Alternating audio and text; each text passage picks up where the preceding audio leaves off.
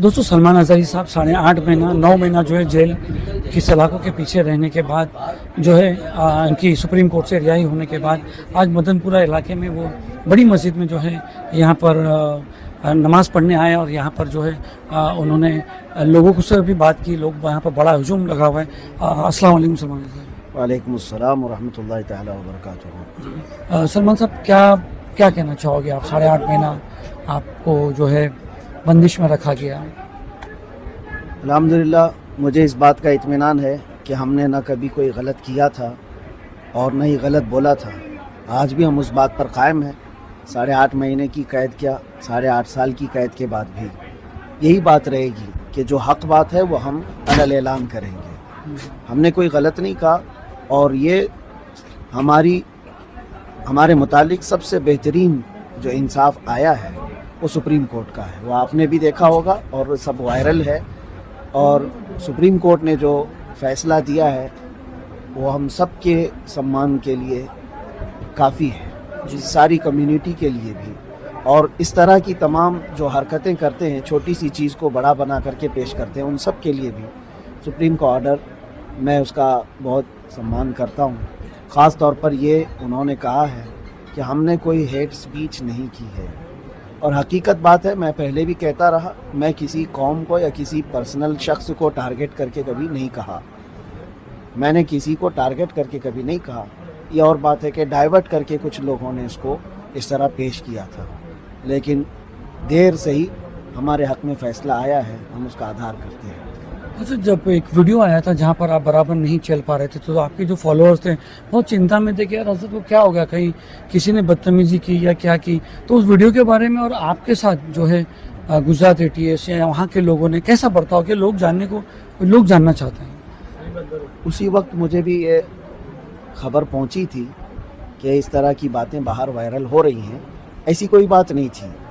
मुसलसल मैं सफ़र में था और आप देख रहे हैं एक केस के बाद दूसरा, दूसरे के बाद तीसरा, इन्होंने सांस तक लेने नहीं दिया।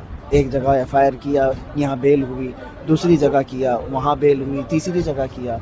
तो मैं मुसलसल सफ़र में था और वो जिस वक्त की वीडियो वायरल थी वो मैं तकरीबन 9 घंटा बैठ करके सफ़र करके रात 3 बजे पहुँचा। सख्त ठंडियों के दिन थे और रात भर सोया नहीं सुबह तक। और फिर इन्वेस्टिगेशन भी हुई। उसके बाद कोर्ट में जब हाजिर किए सुबह 10-11 बजे, मुझे मेरे बैक पेन का मसला है और आज से नहीं 4-5 साल से मुसलसल सफ़र की वजह से मेरे पीठ में, कमर में दर्द है और वो ठंडियों में बढ़ जाता है, जिसकी वजह से वहाँ पर भी ये दर्द शिद्दत का हो गया था। जबकि पुलिस वालों ने मुझे हॉस्पिटल भी दिखाया और उसके बाद कोर्ट में पेशी की और उसके बाद ये दर्द जो है काफ़ी दिनों तक रहा और अभी भी थोड़ा बहुत रहता है। तो वो मेरे अपने दर्द की वजह से हो सकता है उस वक्त मेरे चलने में फ़र्क महसूस किया हो, वरना बदतमीज़ी इस तरह की कहीं नहीं हुई है। जिस तरह से आपको बॉम्बे से घाटकोपर से लेके गए थे और यहाँ से लेके गए वहाँ तक, उसके बाद तक 8 महीने तक पुलिस कस्टडी, इन्वेस्टिगेशन, ATS, क्या बर्ताव रहा उनका आपका? तो मतलब कैसा था? अभी सलीम भाई, आप एक ही महफिल में सारी चीज़ें लेना चाहते हैं, थोड़ा और वक्त दीजिए। इब्तिदाई इश्क लोग है। बहुत जानने को आपके अभी फॉलोअर इब्तिदाई इश्क वो हमको नहीं छोड़ते कि भाई तुम क्यों नहीं बात करो, तुम क्यों नहीं जाते। इंशाअल्लाह अज़ीज़ इसके सिलसिले में मैं तफसीलन आऊँगा, आपको भी बुलाएंगे, बताएंगे और सारी दास्तान भी सुनाएंगे। मैंने एक कलाम भी लिखा है, वो भी आपको सुना देंगे। इंतजार रहेगा इंशाअल्लाह। जेल में आपके साथ कैदियों का क्या व्यवहार रहा? बहुत अच्छा, जैसे कैदियों का कैदियों के साथ होता है वैसे ही था, लेकिन साथ ही अल्हम्दुलिल्लाह एक इज़्ज़त का मामला भी रहा। इज्जत। हाँ, यह और बात है कि आप में से अगर किसी का कोई टच है या कोई ताल्लुक़ है तो वहाँ जा कर के मालूम भी कर सकते हैं कि वो चाहे हिंदू हो कि मुस्लिम हो, सबके साथ हमारे अच्छे ताल्लुक़ात थे और सब इज़्ज़त करते थे और सब साथ में रहे। कभी 8 महीनों में कोई ऐसा खलफशार नहीं हुआ और कोई वहाँ ऐसे इंतशार की बात नहीं आई।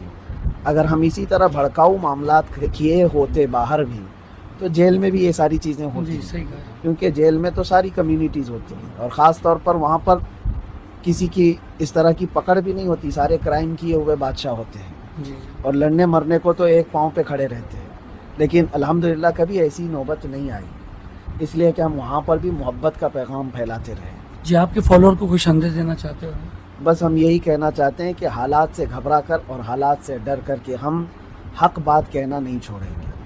ایک چور نے مجھے نصیحت کیا جو تقریباً 16 یا 17 مرتبہ چوری کے کیس میں اندر آیا, اور اس کا معمول ہے. میں یہ نہیں کہتا کہ چوری اچھی چیز ہے, لیکن ان کا پیشہ ہے, آتے ہیں جاتے ہیں آتے ہیں جاتے ہیں. تو اس نے مجھ سے یہ کہا تھا کہ ہم اتنی مرتبہ جیل آئے گئے لیکن چوری چھوٹتی نہیں ہے, اور آپ ایک بار جیل آ کر کے حق بات بولنا مت چھوڑنا. کیا بات ہے, ماشاء اللہ. تو یہ بات ہمیں دل پہ لگی, اور اچھی بات ہے کہ ہم کوئی ایسا گناہ کر کے یا کرائم کر کے تو نہیں آئے تھے. یا اور بات ہے کہ اس کو ڈائیورٹ کر دیا گیا ہے. انشاءاللہ العزیز وقت آئے گا, وہ بھی سمجھ جائیں گے, ہم بھی سمجھ جائیں گے انشاءاللہ. آج حالات الیکشنز کے بہت الگ ہو رہے ہیں, تو کیا لگتا ہے آپ کو, مطلب کچھ کہنا چاہو گے اس کے اوپر کہ کورٹ کے آرڈر ہے؟ جب ہم آئیں گے تو انشاءاللہ اس پر بھی بات کریں گے. بھائی کھلہ سے آپ کو بھی کانٹیسٹ کرنے کے واسطے مطلب یہاں کے لوگوں نے آفر کیا تھا اور آپ نے حامی بھی بھر لی تھی, پھر اینڈ موقع پر جو ہے آپ نے انکار کر دیا, اس کی کیا وجہ تھی؟ یہ تو آپ لوگوں کی محبت, یا آپ لوگ مدن پورہ والے ہوں گے جو ایک رات میں دولہا بنا دیتے ہیں. ہم نے اس طرح سے کوئی بات اپنی طرف سے نہیں پیش کی تھی. ہم سفر میں تھے کیرلا میں, مجھے اس بات کی وہ نہیں ہے. ایک بات یہاں پر چلی تھی, 2 دن سے چل رہی ہے کہ کیا نام ہے, ہزاری صاحب جو ہے وہ تیار ہو گئے ہیں, بولے بس آ رہے ہیں, ان کا پیپر آ گیا ہے, واٹس ایپ پہ آ گیا ہے, سارا ڈاکومنٹ آ گئے ہیں, یہاں پر فارم بھی بھرنے کی پوری اللہ تبارک و تعالیٰ نے ہمارے ساتھ یہ محمد شاکر انصاری ہے, انہوں نے بھی مطلب نا بہت بھاگ دوڑ کی تھی. تو پھر وہ اینڈ مومنٹ پہ ایسا ہوا کہ حضرت نہیں آ رہے ہیں, نہیں لڑیں گے الیکشن. نہیں, اصل مسئلہ یہ ہے کہ مدن پورہ والے, آپ لوگ یہ چاہتے ہیں کہ آپ کی کرسی پر بیٹھیں, اور پورا ہندوستان بھی چاہتا ہے کہ میں ان کے لیے بھی کچھ کام کروں. تو ایک مخصوص کرسی کے لیے نہیں, اللہ تبارک و تعالیٰ نے جو کرسی دی ہے وہ بہت بڑی ہے. جی بہت بہت شکریہ.